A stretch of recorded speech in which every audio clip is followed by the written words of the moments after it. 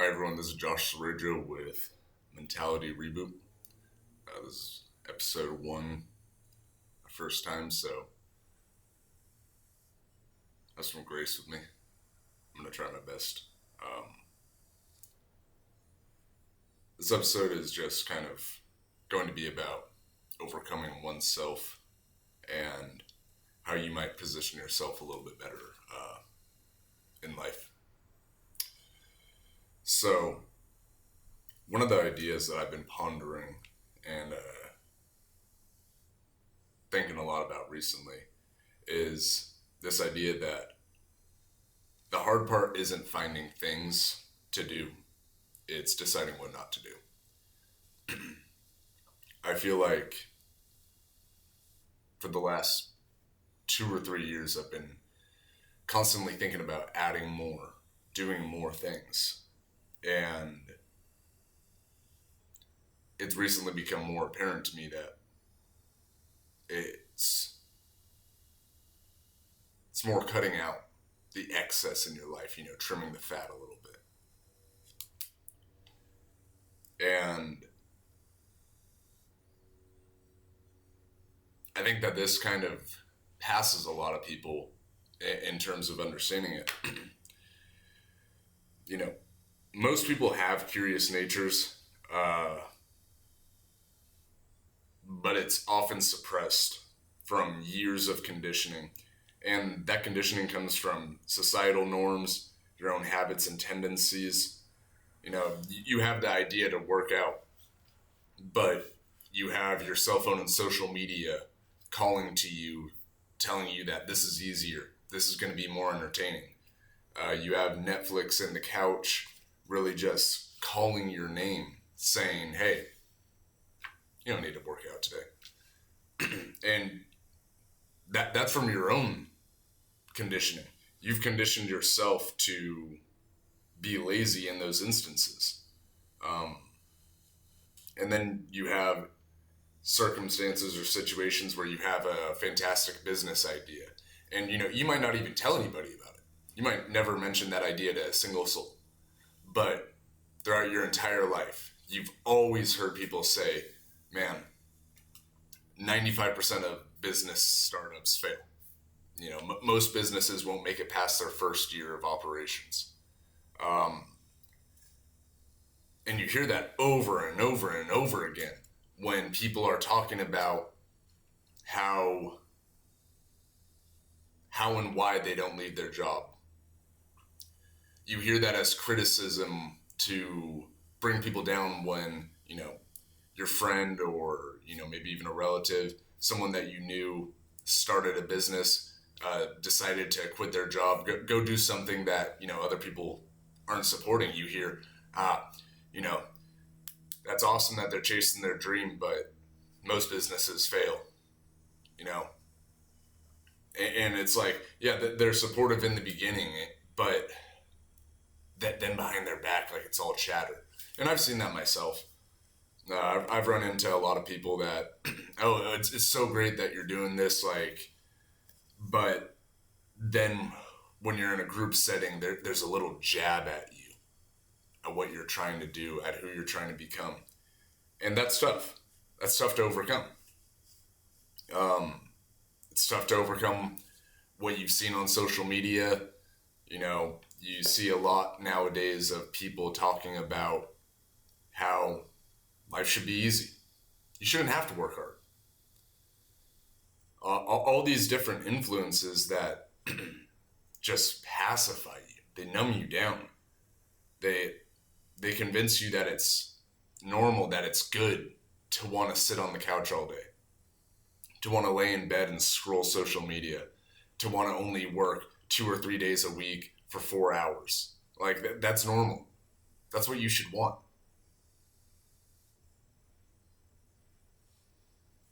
But that's not the truth.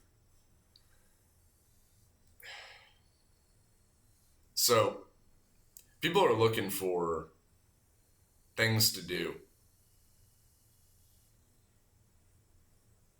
And it's really in what you shouldn't be doing where you find that life satisfaction. You know, I've never seen anybody that's actually happy playing video games and watching fucking Netflix all day. Excuse my language. I just haven't seen that.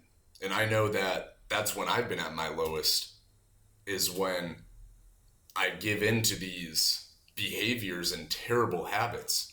You know, for a little bit of background, I was a former Division I baseball player, preseason junior college All-American. I've always had great grades throughout all of college. You know, graduated top of my class in political science, went on to get a second degree in philosophy and pre-law. And even during those times where I was succeeding and I was striving for more,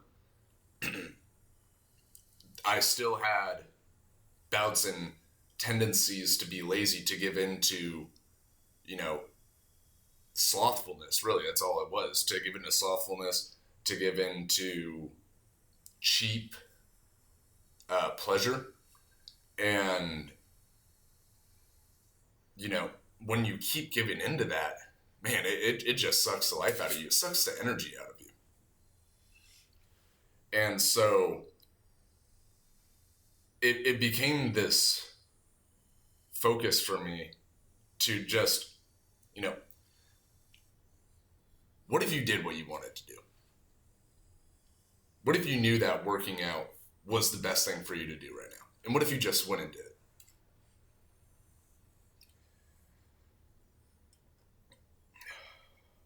What if you read for 30 minutes today, despite your past behaviors, despite your past inclinations and tendencies to avoid working out, to avoid reading, to avoid learning new skills? What if you cleaned your room even though you haven't cleaned it in 2 years? You know, what if you started doing these things? What if you kept doing the things that you thought of doing? What if you stopped procrastinating so much? What if you stopped just distracting yourself with all these cheap pleasures, these cheap entertainments, and you embraced a little bit of hardship? When you keep doing that, and you keep doing these good things that you know that you want to do, you know you want to work out, you know you should work out. It's not even what you want to do, it's what you should do. When you know that you should work out, when you know that you should eat healthy, when you know that you should work hard, that you should get to bed at a good time, that you should wake up at a good time, and you start doing those things, the point comes where you can't just keep adding things. You can't just keep doing more things, you know. You need to cut things out at a certain point. You only have 24 hours in a day, and about 8 of those typically are dedicated to sleep. You know, unless you're someone like Jocko Willink or these other guys that can, you know, sleep for 4 or 5 hours and wake up at 5 a.m. But you're probably not. So you need to choose wisely, because that clock is ticking. And this is something that I struggle with, and that's where this topic is coming from. You know, I've had days where, you know, I load myself up for weeks where I'm working 8 to 10 hours a day. Then I go back and I work out in the gym. And then, you know, I take a 1 hour break when I'm at the office to go to Brazilian Jiu-Jitsu. And then I come back, cook dinner, read before bed, journal, do all this other stuff that is good for me. And by the way, very good for me. But then something else comes your way and you go, man, I want to do this, but I'm already so loaded up. I've already had such a tight schedule. That's when you need to decide what's best for you. And, you know, maybe that idea that you're thinking of that you really want to do, maybe it's not the most beneficial thing for you at that time. You know, recently I really wanted to start training in Muay Thai, and I was previously training Brazilian Jiu-Jitsu. And I love Brazilian Jiu-Jitsu, but I had this kind of reckoning a little bit where I trained for a Brazilian Jiu-Jitsu tournament that was in October, and I trained for about 2.5 months. I was working out 5 times a week, showing up to Brazilian Jiu-Jitsu about 4 times a week, doing high intensity drills. in high intensity rolls, which is like grappling for anyone that doesn't know. And I was feeling great. I was like, man, yeah, everyone was asking me how my body was holding up when I was doing that. And about a month and a half in, one weekend, I remember I told my girlfriend's brother, I was like, yeah, no, my body feels great. Like, it's actually the best that it's felt in a while.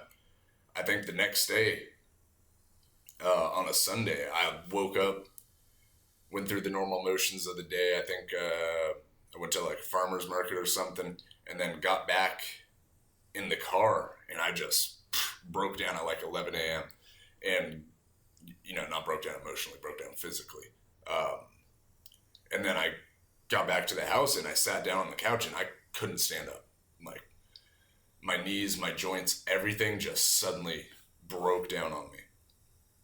And,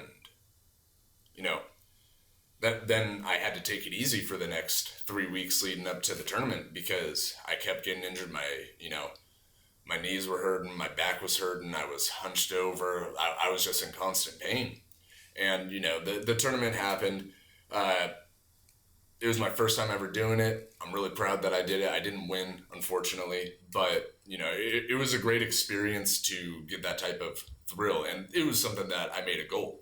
And I made it a goal to train very hard and take it seriously. But afterward, I had to take a step back, and I kind of weighed the pros and cons. And, that's when I tried out Muay Thai because I had a sort of fear that I was going to mess up my brain from a striking sport. And I went in there and I've been going there since.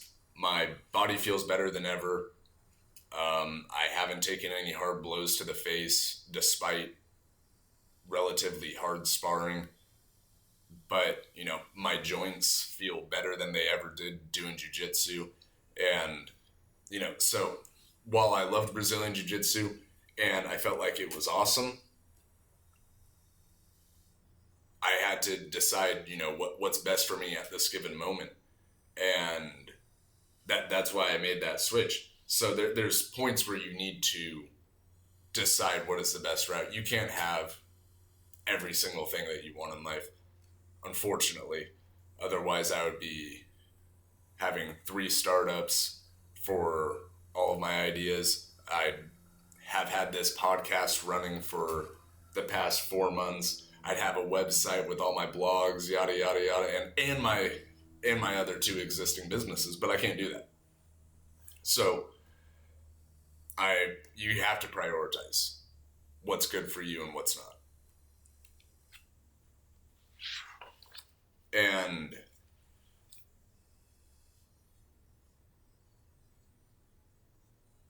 this is a question that I've spoken about with people, and I think it can kind of play into what we were just talking about. What does it mean to be depressed or dissatisfied with life?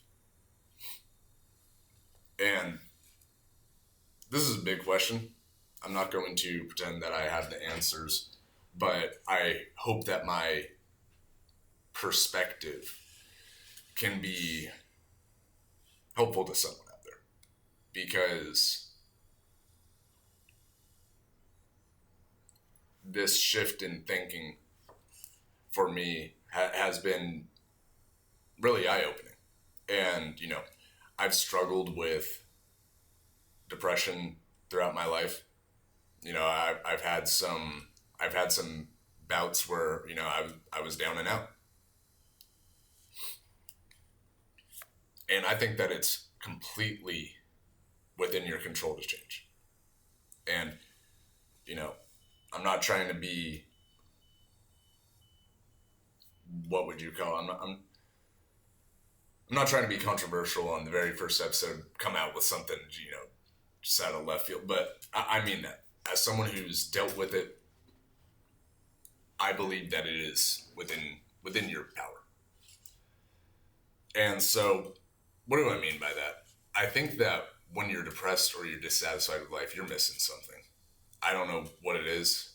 It could be you're missing meaningful social relationships. Could be that you're missing a purpose.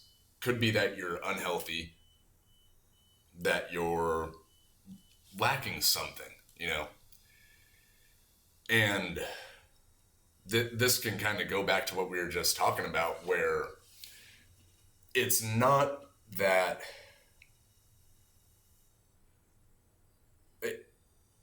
it's about deciding what to do and what not to do. And when you hear about these people who are depressed, it's like they lack a motivation to go on living, right? And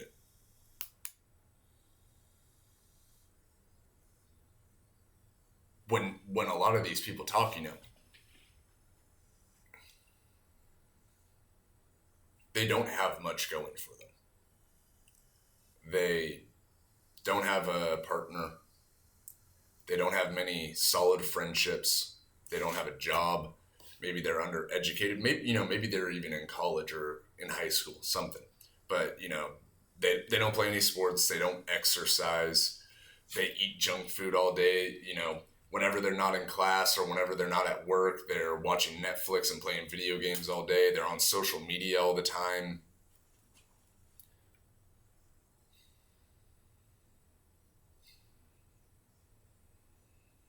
When you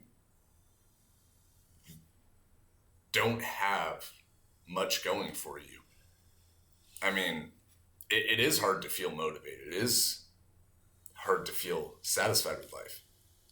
But this depression that so many people seem to have now, it's not something that's just spawning out of nowhere. I don't even think that it's that they were born that way. Some people might have a tendency to be sadder than others. But what I really think it is their life isn't in order. And I think Jordan Peterson talks a lot about this.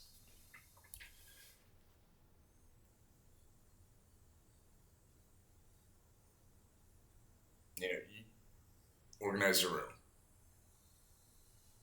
Get your social affairs in order. Get healthy. Exercise. It makes your brain and body healthier. Do something that you deem as important. When you begin stacking these things up, I think that's where you just take off. And I know it's so hard for people who are dealing with depression, dealing with, life dissatisfaction, where, maybe they feel like they don't even have the motivation to wake up tomorrow. It's hard to hear something like this and just willingly give into it and go, yeah, he's right. I'm gonna do that. But I promise you, if you just start doing the things that you know are good, that lead to a healthy life, and I don't mean just healthy, obviously, from a physical health perspective. I mean from a social aspect, from a mental health aspect, from, obviously physical plays a role in it, but financial health. When you start stacking up those things and really trying your best to lead a life in those areas that is typically deemed to be good, your life will improve. When you have better friendships that are healthier, your life improves. When you have a romantic relationship that is healthy, your life will improve. And do not mistake this for any type of friendship or any type of romantic relationship being good for you. You can very easily enter romantic relationships or even friendships that in no way contribute to the betterment of your life. But when you find people that align with your goals, that are supportive of you, that care about you, it makes your life remarkably better. It makes everything more enjoyable. When you can wake up and call someone about a problem And you know that they're going to give you their best advice. You know that they're going to try their best to, advise you in a way that isn't there to tear you down. It's only there to help you out. You're in such a better spot. And when you have a career that you believe is worth pursuing, you feel a sense of purpose there. When you're doing something that you truly deem as worthwhile, it's invaluable. When you feel healthier, when you have more energy because you exercise and you eat right, these things all work together. And your mind, your mind reacts to it all.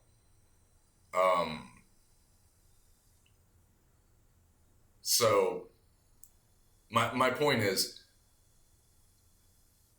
it starts small, and the more you do these good habits, the more you focus on really working to make your life better, it just spirals at one point and it propels you upward.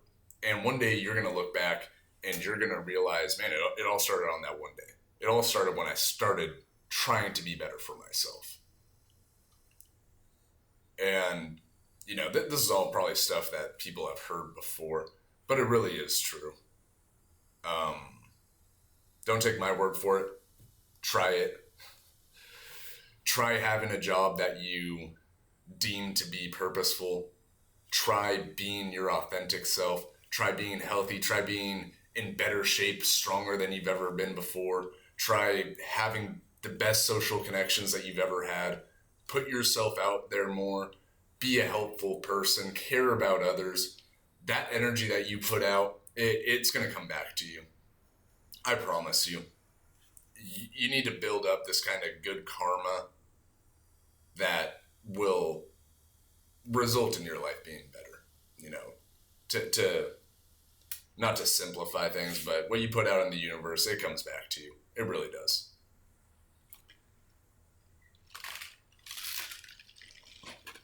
Need some coffee.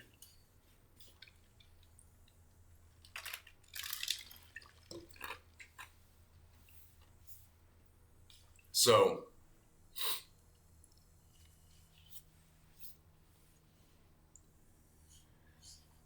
why do people fall into this cycle of depression and life dissatisfaction? There's so many reasons for it. Social media has undoubtedly played a big role in the increase in cases of people with depression. They typically tend to be, the younger generations. And I don't think that there's any, stat check me if I'm wrong on that. But, younger people tend to use social media at much higher rates. I do believe that there is a significant correlation there. And this next question of why is it that we avoid hard things? I think that plays into it. And I think I might have even hit on it when the podcast first started. We have this tendency to avoid difficulty in life for whatever reason.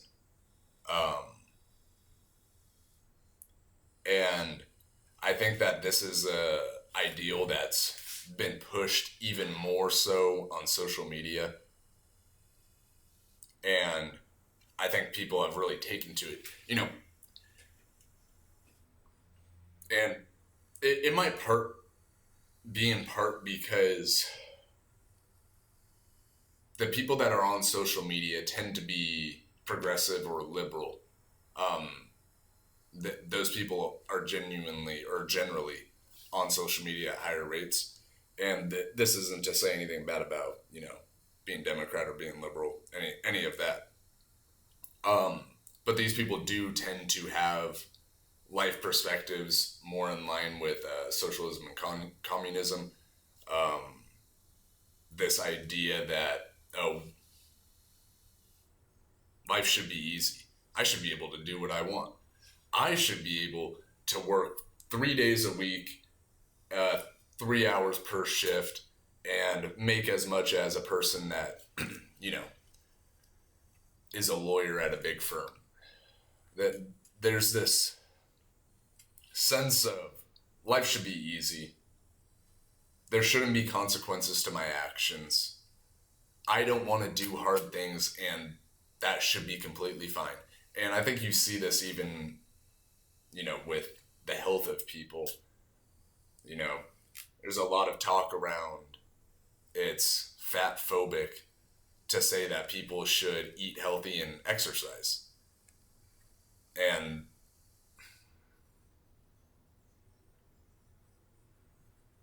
it's like, no, you're just looking for an excuse. You just don't want people to approach you and, tell you that the way that you've been living is wrong. You have to embrace a little bit of hardship if you want to be healthy. You're not healthy. And if that's your decision, that's your decision. But I'm not going to sit around and act like you're healthy when you're clearly not. So just because you want to feel like there are no consequences of your actions. But that's not true. There are absolutely consequences for eating McDonald's every single day and never working out.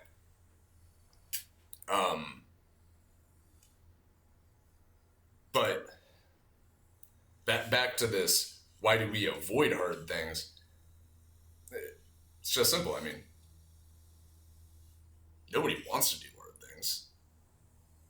Nobody likes being, sweating on the verge of passing out. No one likes starting a business and then proceeding to lose $20,000 over the next, 3 or 4 months. Nobody likes learning a new skill that's remarkably difficult. Despite the fact that these hard things typically lead you to massive growth. So, a question that I ask myself a lot is this the best thing that I could be doing right now? And that helps me to put the difficulty that I'm attempting to procrastinate or distract myself from into context. When I'm having a day where, maybe I'm debating skipping the gym. The gym is hard sometimes. And I'm sitting on the couch and I'm trying to watch a little bit of TV or maybe listen to a podcast. Eventually, after 10 or 15 minutes of that procrastination, I just go, fuck. I can't sit here for another 2 hours knowing that I could have gone to the gym earlier. You just need to do it. You need to ask yourself, what is the best thing that I can be doing for myself in this moment? Now, you don't have to ask yourself that constantly. If you did, your life would be amazing. But hard doesn't mean bad. Despite what social media and other people have tried to tell you, hard doesn't equal bad. And, I actually think I wrote a little bit about this. People cringe away when they hear the word hard. It doesn't matter what it is. This is hard immediately kills motivation. Similarly, some things are just associated with being hard. Work is hard. Exercising is hard. Learning new skills is hard. And most people do have negative associations with those words, along with the word hard. And it's a bit ridiculous because these things that are essentially voluntary difficulties, their actions, their behaviors, their situations that typically one has to voluntarily put themselves in the mix of, unless you're a child and your parents signed you up for jiu-jitsu class. That's one of those situations. But typically you have the free will to avoid the situations, but they make your life better. And this idea that life should be sunshine and rainbows, watching Netflix while eating cake all day, is the exact opposite of what a happy, good life is. Nobody's fulfilled living that type of life. If they can tell you that they are, I don't buy it. I think that if you live a life like that, devoid of hardship and difficulty, you're inevitably going to encounter a life of hardship and difficulty. At some point, people began pushing this idea that life should be easy in kind of mass on social media. And that seems like a communist or anarchist type idea where they want to imagine, keyword imagine, that they live in a world devoid of these consequences. But there are consequences. And we forget that because we live in a great country. You know, I assume most of the people listening to this will be living in the United States or in some sort of Western country. And we live in a great period in history. And it's easy to think that life is carefree and things just work out when the worst thing that you've dealt with in your life is your parents getting a divorce, your dad having economic difficulties, or you having economic difficulties. It's really easy to think that life could could be more fair than it already is. Because we tend to forget that, you know, when you're living in this nice, soft environment, life isn't fair. It's not fair for the majority of people. And most of us living in Western societies are living lives that are better than 99% of people throughout all of human history. And these people just think that the world is unfair due to capitalism, due to social constructs. But trust me, if you were an 18-year-old boy in another country that just watched another 18-year-old boy get his head blown off, you wouldn't think that your life, your nice cushy life in San Francisco is hard. You would think that you're a coward, that you're a child, that you're someone incapable of comprehending the realities of the world. So no, it's not a bad thing that you should have to break a little sweat in the gym. It's not a bad thing that you should need to have a job. It's not a bad thing that you should have to study hard to learn something new. It's not a bad thing that you should have to have these opportunities which not only make you better, which therefore make your life better because you become a better person, you be able to take on more responsibilities, which enables your family to live a better life, which enables your community to be better, which enables society as a whole to be better. It's completely unreasonable to think that needing to do these things is bad, or you shouldn't have to do them. Listen, you don't have to do them. You don't have to work. You don't have to work out. You don't have to learn new skills. You don't even need to try to overcome your past trauma. You don't even have to try to be a better person with every day. You can 100% go fuck off. That's completely up to you. And I'm not telling you to do that, but you can if you really want to. However, there are consequences to that. And thinking that needing to do that stuff, and just because it's a little bit difficult, it's a little uncomfortable, it's kind of boring sometimes, that it's bad. It's not bad. You're being childish, and you live in a make-believe world. What's bad is waking up and your siblings were killed. What's bad is starving to death. What's bad is living under constant oppression. You just want to live perma-distracted, because scrolling social media and watching Netflix, it leaves you comfortably numb. You want to take the drugs. You want to be high. You don't want to pay attention. You want to drink the alcohol every weekend with your buddies, get fucked up, and feel like there are no consequences. Oh, well, I did that because I was drunk. That's not real life, unfortunately. Actually, no, fortunately. It's not real life. And the people that don't want to embrace those difficulties and want to avoid them, reality is going to hit them. And, everyone's going to embrace true difficulty and hardship at some point in their life. And that could be made a whole lot easier if they voluntarily undertook some hardship and challenges. When your life is more in order because you do difficult tasks, because you know how to handle yourself physically, because you're financially healthy, because you're emotionally healthy, it steels you against the hardship and challenges that you can't prevent, that you have no say in. And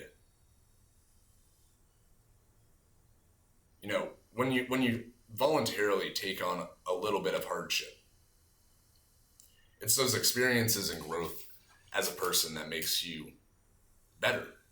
It makes you more responsible. It makes you more able to, I think this might be Jordan Peterson.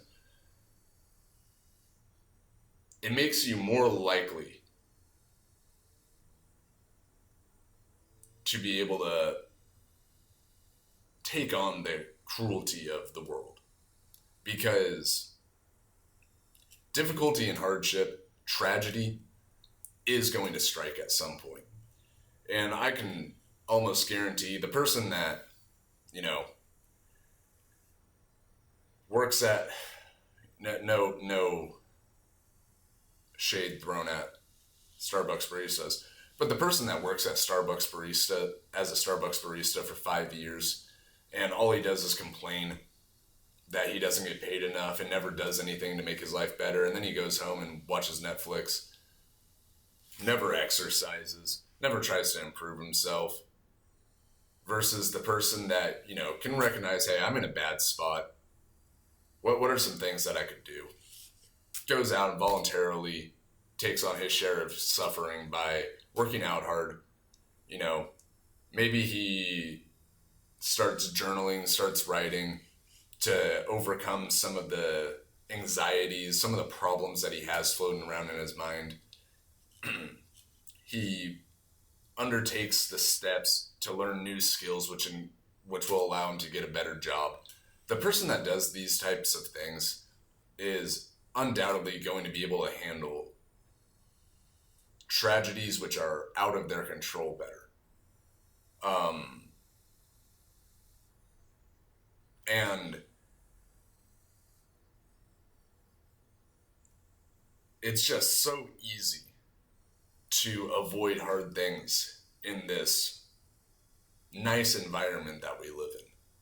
It's so easy to pretend and forget that real difficulty and real hardship is out there, and it's not in your control. And, I just hope that people can realize you need to undertake your share of difficulty if you want to grow, if you want to be a better person. There's nothing in this life is worth having that's easy. So why do people avoid it? I think they're just looking to stay distracted. They don't like needing to focus, needing to really give effort, and that's a shame, but hopefully most of these people will grow out of it. The next kind of topic that I wanted to discuss was why the extremes of self-improvement and growth cause stigmas and misconceptions.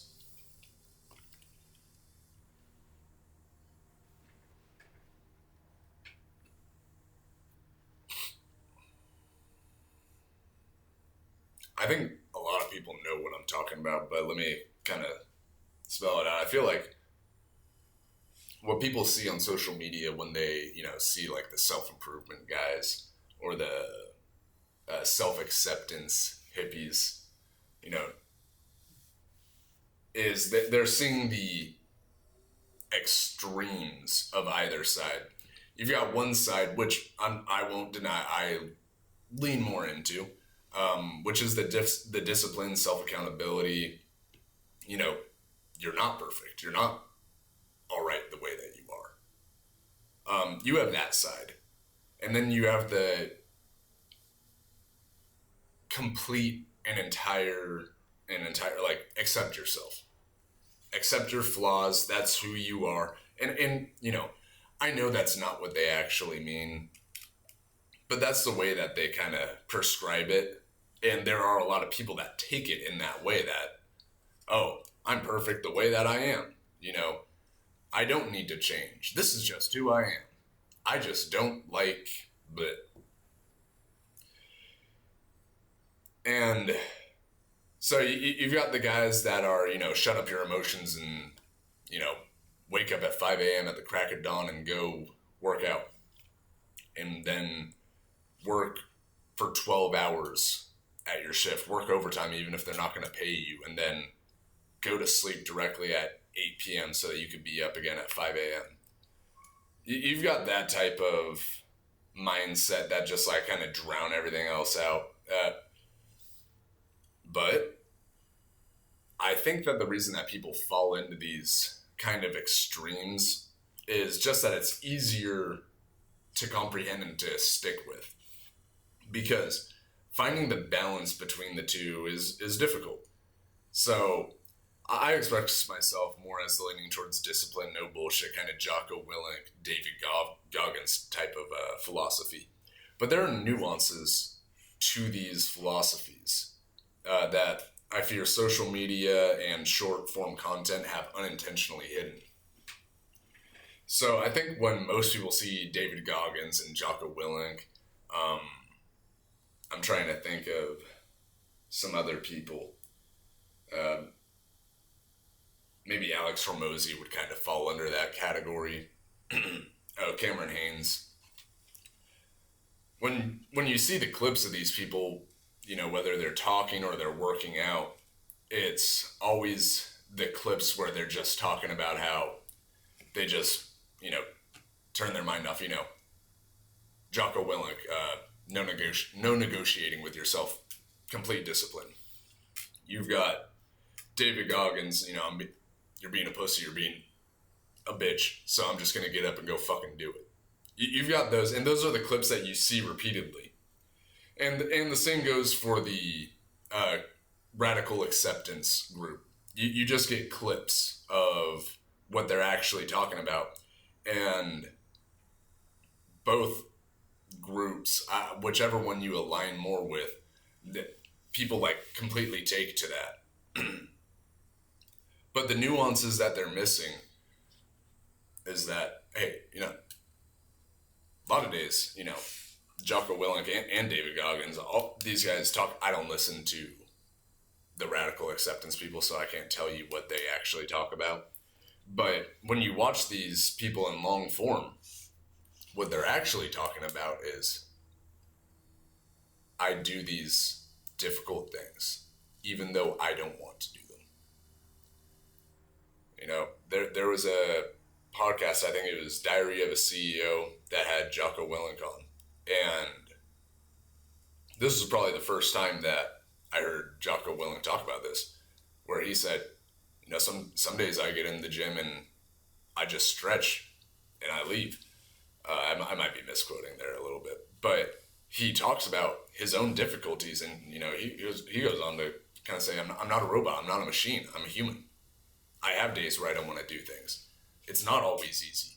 It's not just I wake up at 5 a.m. and I want to go take on the world. And the same with David Goggins. He said, you know, sometimes he sits and stares at his shoes for 30 minutes before he puts them on and goes for a run. And so what's been shut out with that is this understanding that you do what it takes. You have to know yourself. And that's a process that I'm going through. That's a process that many people are actively going through. It's not an extreme of either side. And that might be how it comes off from these people like David Goggins and Jocko Willink, that it's like extreme, only discipline, you know. That doesn't mean that they're not having this mental battle within themselves that they have to overcome, that they have to learn to work with. They need to find out what makes them tick. You know, for example, one of the things that I really struggle with, this is one of my kind of key struggles, is waking up with the alarm at 6 a.m. I have a very big difficulty with it for whatever reason, no matter what. If I go to bed at, 9 or 10 p.m. and I set an alarm, when I hear that alarm, like, I just don't want to get up. But if I don't set an alarm and I wake up naturally at that time, I want to get up. And so it's learning how to work with yourself, and Jordan Peterson makes a good point on this too. You don't want to tyrannize yourself. You do have to, for most people, to some degree, you do have to negotiate with yourself. Now, that doesn't mean that you give yourself everything that you want. But if you've never worked out before, and now you suddenly have to start working out 3 times a week, maybe reward yourself a little bit. Maybe give yourself a little bit of a break. Or if you know that you dislike going to that gym because you find out that every time you think about it, you think that the drive is too long.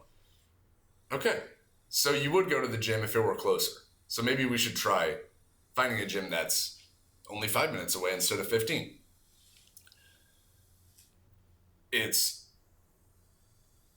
The self-growth isn't this extreme either way. You have to find a balance. You have to realize that things aren't just black and white. There's no absolute discipline that comes without self-understanding. You have to go inside yourself and you have to analyze yourself. You have to be a little critical. You have to think, hey, why do I struggle so much with X? Because I really suck at it. And then you have to piece that together. And, if you struggle with going on social media a lot, maybe it's that it's too easy access. Maybe just take it off your phone for a little bit. Maybe only access it on the laptop or on the computer. That way you still have some access to it, but maybe that just deters it a little bit. You got to go sit on the counter, or you have to go get your laptop. It's not just on your phone. You can't just scroll through it. You got to use your mouse. You got to use your mouse pad, whatever. It makes it a little less desirable. Okay, maybe that's a start to overcoming that. Maybe it's just that you don't have things to do. Maybe you need to find some things to fill your time. Maybe instead that guitar that you tried playing when you were 12 years old, maybe you go pick that up. And maybe you actually try learning it this time. You've got 3 hours after work? Okay, how about for 45 minutes, you watch YouTube videos and you try to learn simple songs from artists that you enjoy listening to. Maybe you don't need to be on social media all the time. Maybe you just need to find things to do with yourself. So,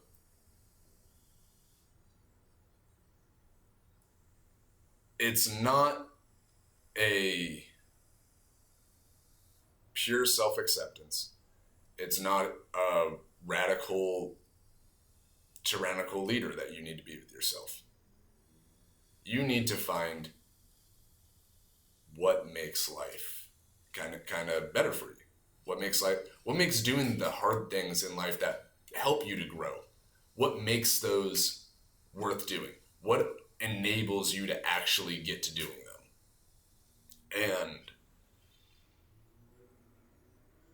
I think that people have grown a lot from these podcasters that talk about those things. I'm absolutely not taking anything away from them. I love these people. They've motivated me so much. But sometimes the nuances of their philosophies go uncovered, go unnoticed by people. And I think that's why there can sometimes be a stigma of like, the gym bros, this guy's talking about being a better person again. Like, people don't really like that, And I think it's just because there's kind of like a stigma, like, okay, who's going to carry the boats? Yeah, no, it's good, but you got to do it as yourself. Be authentic to yourself. Pay attention. Be self-aware, and that's it. And so, to branch off of that, how can you use social media productively? If you're not using social media for business, personal branding, or just staying in touch with, people that you could stay in touch with people other ways, but that's one of the ways. That's one of the benefits of it. But then one of the only productive ways that I think of using social media, and besides like news and information, Twitter's become a very good source of that. But one of the only other productive uses, in my opinion, is to use it to curate your reality. And what I mean by that is, I think that social media has largely replaced in-person social interaction. And most people would agree that you are a reflection of the people that you spend the most time with. When you were a kid, you hung around with all the people that you played the same sports with, in my case, I played baseball. So I hung around with only baseball players. All I wanted to be was a baseball player. I wanted to be a professional baseball player. I wanted to be a college baseball player. I loved talking about baseball. I loved, all of these different things. And that's largely in part because the people that I surrounded myself with cared about baseball so much. Now, for better or worse, people can replace these previously only, in-person influences, with the exception of TV and, movies. They can now replace these in-person influences with characters and personalities that they find online.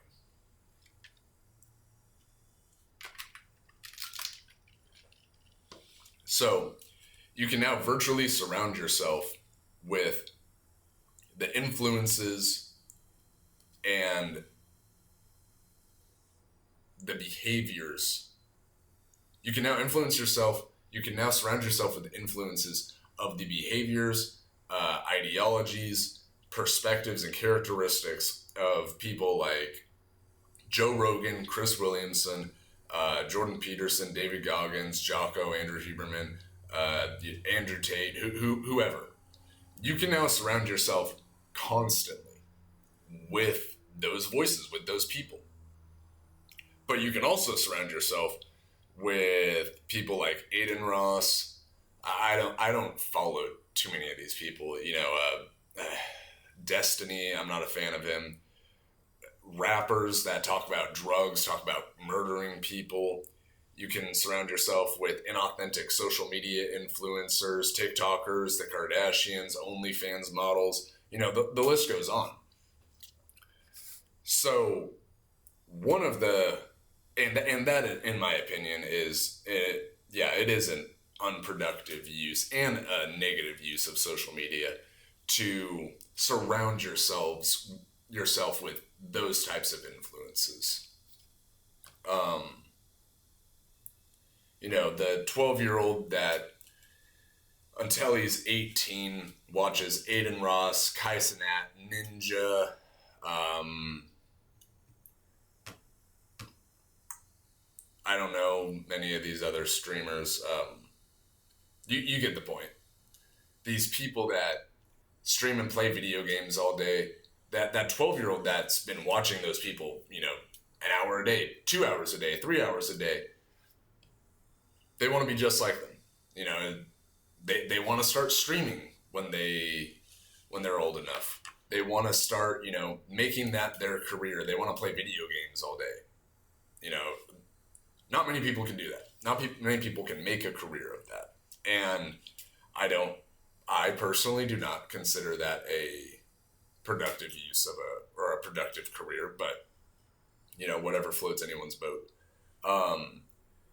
You can surround yourself with rappers. You can listen to music all day that talks about infidelity, that talks about drugs, that talks about killing. And then you can see these people on social media showing off their guns, showing off their nice cars, showing off their women that they gained all through, these illegal activities, these immoral, negatively impacting behaviors and activities on that negatively impact society. So it's just a terrible use, in my opinion, of social media, and I am concerned that it will negatively impact younger people that continue to subscribe to these people and see them as role models. Now, I think that a great use of social media is subscribing to people that you would like to be like. And I really mean this like sincerely, and I don't mean to be to trash on anyone. You can listen to people that talk about growth, that talk about their experiences growing as a person, explaining how they got to where they are, how when they were younger they thought X, but as they got older they realized, Y. Or you can subscribe to these people that don't benefit your life, unfortunately. They might be more entertaining to watch than Alex Hormozy, but Alex Hormozy will provide far more business experience, life experience than these people. I see these streamers talk about how their job is harder than working a normal 9 to 5. That's insane. They play video games and they walk around with a camera behind them as they prank people in public. It's ridiculous. So I think one can drastically improve their life by making the people that they see and hear the most frequently on social media be people that are good influences. Listen to people that they would like to be like. Because this is the first time in human history where we have direct access to see people that perhaps 1,000 years ago, or back when books were a big thing, we have a chance to see in real time people that may have been considered philosophers, may have been considered groundbreaking scientists, and we can hear from them directly, see how they think, see what they think about the world. We have such a wealth of knowledge that we can absolutely take advantage of. And I think it's a shame that most of us don't take advantage of it. But I hope that changes, because if more people prioritize listening to these great influential people that really care about the betterment of humanity, that really promote self-improvement and growth, and they teach you how to do it, and they give you the steps, they tell you how they struggled, they tell you what got them out of it. You can surround yourself with people like that, even if you don't know them, even if you never meet them. That is one of the beauties of the time period that we live in. You can have your friends from childhood that that you still see and still hang out with, but then you can surround yourself with people that you would have previously have wanted to have been your mentor, if possible. They can now be your mentor indirectly. So I think that's something to think about. Never before have you gotten to hear from so many amazing, articulate people.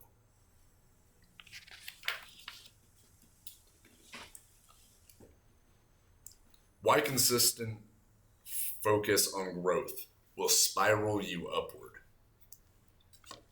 It's a good question.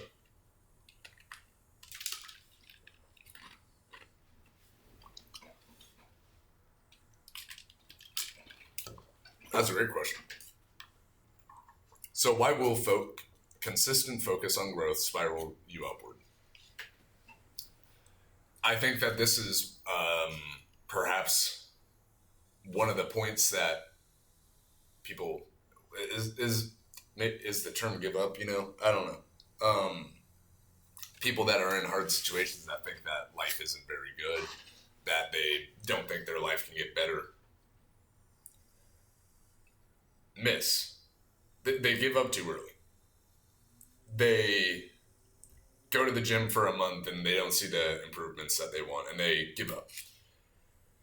They meditate for a month and they don't feel any noticeable difference, and they give up. You really don't see the fruits of your effort for a pretty long time.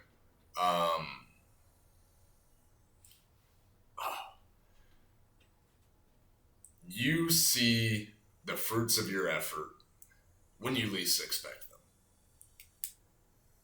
You see the fruits of your effort when you one day look in the mirror after going to the gym for 2 or 3 years, consistently working hard, and you go, whoa, that is not what I used to look like. When you lift a weight that you never thought that you would lift, when you beat a person in Brazilian Jiu-Jitsu or in a boxing sparring match that you never thought that you would beat because they were so far ahead of you at one point. That's when you realize, oh wow, I have grown. And that's honestly one of the beauty of doing hard things. And we could wrap this back to that topic of why do people avoid hard things? It's because it's hard. And the good things in life, they're all hard to get.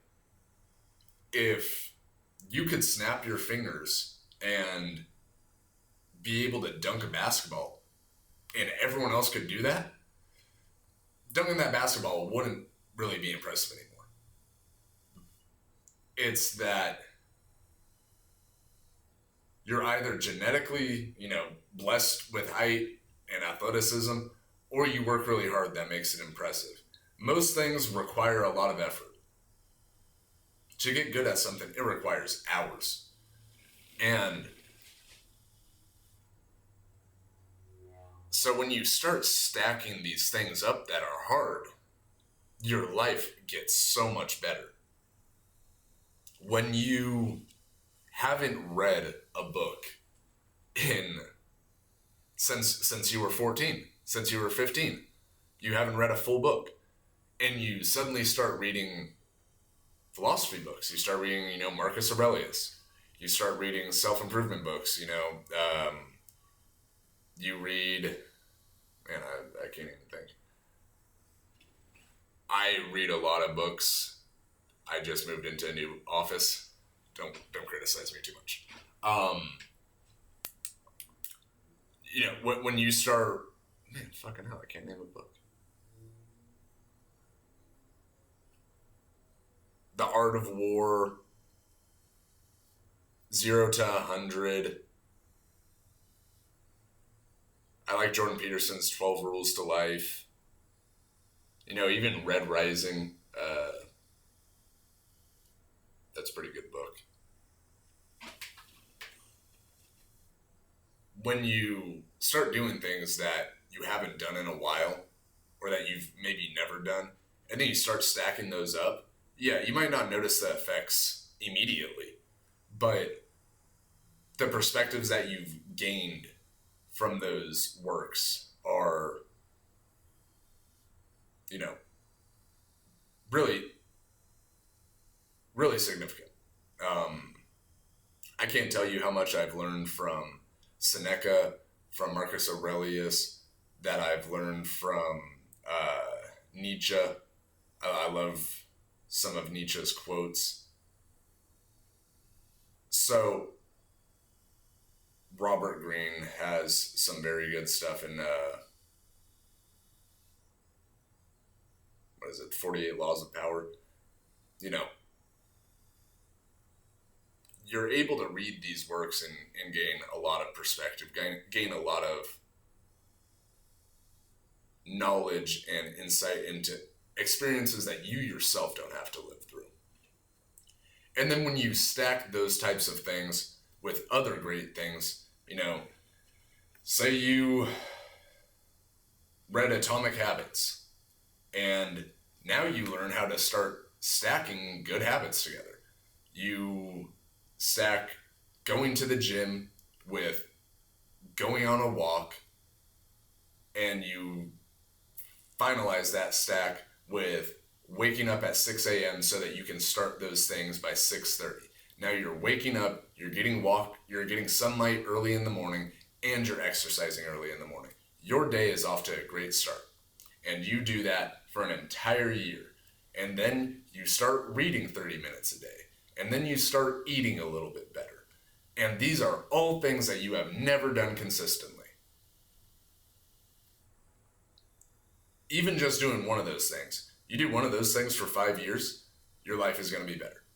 If you just work out hard for 5 years, and you eat decently, you eat like a normal person, you will be in better shape than you've ever been, assuming that you continually try to work out harder and, increase your weight, yada, yada, yada. Within 5 years, you will be stronger than before, you will be healthier than before, you will likely have, it helps your mental clarity. But if you stack it with these other 5 amazing things, man, you are drastically increasing what it takes to get from here to here. And I think this is inverse, so I'm going to do that. From here to here. When normally it would take, 5 years to get to here. Now you can just stack these things and get there within 1 year. So it just spirals you up. And that forward movement, it's motivating. Because at a certain point you realize, man, fuck. 2 years ago, I never would have done Muay Thai. Now I've done Muay Thai, Brazilian Jiu-Jitsu, and man, I'm so much more mentally strong than I used to be that I can wake up and when I haven't gone on a run in 6 months, and I can go on a 10-mile run right now because I'm at that point of health, because I am disciplined and I know that I can push myself, because I have all these other achievements that I can pull proof from. it's just an exponentially progressive cycle. And once you start it, and then you become self-aware, you become aware of the things that are preventing you. You realize when you get in an argument with your girlfriend or with your brother, your friend, and you notice like, man, hey, you have that little argument, and like 10 minutes later you sit down and you go, fuck, I was an asshole there. That was me. I don't even know what ticked me off. And then you sit there and you think, and you find the problem, and then you immediately go, man, this sucks. This is embarrassing. But I know that admitting to this, seeing my faults, trying to be a good person, and continually doing this, living this way, will make me better. And it will make my relationship with this person better, which will make all of my relationships better because I'll know how to better treat people. When you gain that type of self-awareness, your life, you skyrocket even more, because now you have all these good habits that are amazing, but you can identify flaws within your character, within your daily routines, where they stem from. And it's just amazing because one day you look back and you just realize how far you've come. And I think it's beautiful. I think Jordan Peterson talks a lot about that. Chris Williamson for sure. Once you start, it's almost impossible to turn off. And, I'm a very self-critical person, but, and sometimes I'm really hard on myself. Sometimes I'm terribly hard on myself. But I can genuinely say all of the stuff that I do, all of the growth that I've had over the last 2 to 3 years, I am in the best mental place I've ever been in. I have such better control over myself, over my life. I can tell how much I've grown and how far I've come. And, you might not be able to tell that in the moment, but, someday you look back and you go, man, my life is great. My life is fantastic. And, even if all of this doesn't work out, even if I do this podcast for 5 years and I get nothing out of it, man, maybe I learned how to talk better. Maybe I reinforced these ideals within myself so much that, gems blossom just from that on a personal level. Maybe if my businesses don't work out and they suddenly crash and fail, maybe, man, not maybe, I know that I learned how to talk with CEOs and executives that have decades more experience with me, and I converse well with them and I hold myself well with them. And, I learned how to, manage people. I learned how to monetize products and services. That's awesome. And, even if I never get good at Muay Thai where I can compete professionally, not that that's a goal, but even if I continually get my ass whooped by other people in there for 5 years, man, I could probably hold myself against someone who's never trained before, which most people have never trained. So I have a higher likelihood of protecting myself and my loved ones. And you have to look at it from these aspects, no matter what, there's good. There's good out of it all. The things that you do that are hard, they will inevitably be good for you. They're always good for you, even if you don't realize it. Even if you can't see how they're good for you. It's awesome. They're going to make you feel so much better. You're not going to notice it right away, but your life is going to be better at the end of the day. And, hope people know that. So, this is why you just need to start. You just need to start. There is never a better time to start than right now. Whatever it is, there's not a better time. You can put it off. You can keep saying tomorrow. It's always tomorrow. It's always tomorrow. The more you do that, you're just reinforcing that you can push it off. Just start. You've been putting it off for 2 years. You've been putting off working out since you were 18. You've been putting off going on a diet, since the new year. Just start. Nothing is ever going to line up. There is never going to be a perfect time. The most perfect time is right now. Even for me. I planned on doing this podcast episode tomorrow on Saturday the 25th. It's the 24th. I just did it. Because I found myself thinking, oh man, I need to prepare more. I need to go get a microphone. I need to blah, blah, blah, blah, blah. I need to do all these different things. I can't do it. I can't even do it tomorrow. And I just went, no, hold on. Let's see how my camera looks for my Zoom meetings. Oh, it has a microphone in it as well. Let's see how that sounds. Sounds good enough. Okay, let's just fucking do it. Let's just get it out of the way. And maybe we'll come back and we'll do another episode tomorrow. Maybe we'll do 4 episodes over the next week. Who knows? You just have to start. There is never a better time. Ever. You can keep telling yourself tomorrow.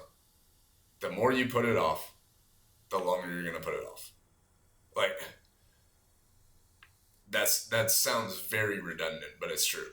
If you put it off again tomorrow, the chances of you putting it off again are going to increase.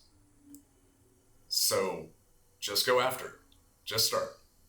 And, you're going to be shitty at it. It's going to suck. This podcast is definitely going to suck. This episode will probably get no views. I'll view it. My girlfriend might view it. That's okay. You're not going to be good when you start. You're not going to be good when you start going to the gym. You're not going to be good at your business when you first start it. You're not going to be good in your first relationship. Just like when you had your first friendship, you probably weren't very good. You need to start so that you can learn, so that you can get experience, and it's going to be for the best. And you're going to keep doing that. You're going to keep showing up. That's how it all starts. So take it from me. Start today. And I'll be back again.